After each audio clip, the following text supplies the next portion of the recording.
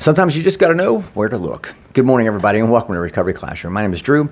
I am alcoholic. Today, I'm a recovering alcoholic, and I cannot be any more grateful. I'm super excited about tomorrow night's Crosstalk meeting. If you are local to the Huntington, West Virginia area, come on down to 5747 East Pea Ridge Road in Huntington. Pea Ridge United Methodist Church. Don't worry, it's not a church service. It's not a revival meeting, nothing like that at all. Hell, it's not even an AA meeting or an NA meeting. But it is a meeting of like-minded individuals, a group of drunks and drug addicts, all of whom have gotten sober, and we're just sitting around talking about how we got sober, how we're planning on staying that way. So I want to encourage you, come on down tomorrow night, hang out with us, Pea Ridge United Methodist Church. The quickest hour in recovery starts tomorrow night at 7 o'clock. We'll see you there. The other night in our Crosstalk meeting, we had a topic left over, and when I read it, I was like, wow, that's a really good topic. Finding strength in early sobriety.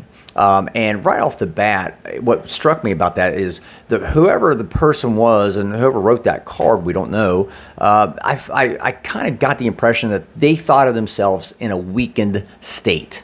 And it makes sense. I mean, if you think about it, kind of makes sense. You know, you're coming into recovery, your ego's deflated, you probably have no self-value, no self-esteem whatsoever. You're learning that, you're learning how to admit defeat and things like that. I get it. I was there, and I was thinking back to my own personal recovery experience. I thought I was weakened too, and I was to some degree, but we got to be careful not to confuse that weakened state with that working state. See, now looking back in my history, yeah, I was weakened 100%, but there was a lot of that I was working too. I was working to clear away the wreckage of my past. I was working to try to turn shit around so I could start living a clean and sober lifestyle. And so I want to be abundantly clear. We got to be careful not to think that we're weakened whenever we're actually working. But I digress. The individual wrote the card there, they were like, how do I find strength in early recovery? That's a great question. And you hear us come on here all the time, day in and day out, and you know where I'm going with this right now, and talk about the importance and significance of meetings. And the people within the fellowship, finding your own fellowship. As Bill Wilson writes, the fellowship we crave, right? While I don't count my strength as coming from my individual friends, I get motivation, I get support, but my ultimate strength comes from my higher power. Now, here's how the two work for me anyway.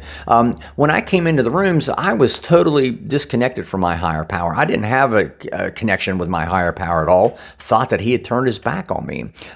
But coming into the rooms, I learned to make friends and acquaintances. As I talked about just the other day, matter of fact, you have a meeting. I showed up early, so I had a meeting before the meeting. I had the meeting of the meeting, and I had a meeting after the meeting. Show up early, stay really, really late. That allowed me to build this network and framework of friends, like-minded individuals that I could learn to grow to love and get along with, and they would help support me, not provide me the strength, but they would help support me. And throughout the course of them supporting me, I realized that that disconnect from God that I had was by my own fault. It was by my own making. And I was able, through my friendship with like Deb and Joey and Belle and Eric and Drinda and everybody else, through my friendship, I was able to break down that barrier between me and God, so I was able to connect with my higher power. I had to know where to look though for that strength. And throughout the process of connecting with like-minded individuals, connecting and forming those strong friendships with my friends,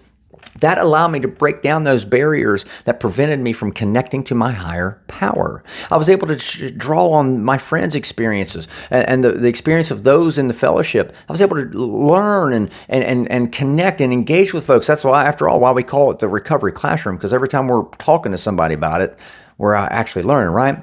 I digress again. But at the end of the day, I was able to leverage their experiences to allow me to tear down my own barriers that prevented me from connecting to my higher power, whom I choose to call God. Matter of fact, my continued friendship, my continued support network allows me to make sure that I don't put up any new barriers that could disconnect me from my higher power. At the end of the day, my strength, my source of strength comes from my higher power, but I was never going to find that if I did not have that connection, my network of friends, my network of support people, peer supports that I have in my life, even to this day, they're the ones that allow me to maintain that connection with my higher power by helping me to keep myself in check and not create any more barriers that would separate me. So I want to encourage you today, find that network of friends, find that group of people. You don't have to believe in God. You don't have to believe in any of that stuff right now. That's not a requirement. You don't have to ever believe in it if you don't want to. But finding that network and that support network around you,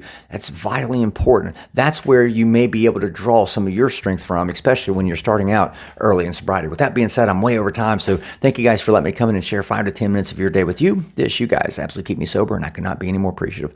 We'll be talking again soon. Remember, guys, you can't get drunk if you don't take that first drink.